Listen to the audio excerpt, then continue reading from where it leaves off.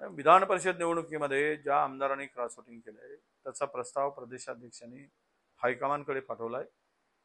19 तारखेला मुंबईमध्ये काँग्रेसच्या महाराष्ट्रातील शीर्षस्थ नेत्यांची बैठक आहे। त्याबरोबरच आमचे प्रभारी चनितलाजी आणि राष्ट्रीय महासचिव के.सी. वेणुगोपालजी सुद्धा त्या बैठकीत उपस्थित राहणार आहेत आणि मला वाटतं की त्या दिवशी यावर नक्की निर्णय होईल आणि ज्यांनी पक्षाशी गद्दारी केली त्या लोकांच्यावर कारवाई होणार हे आता कोणीही थांबवू शकणार नाही असा आम्हाला विश्वास आहे।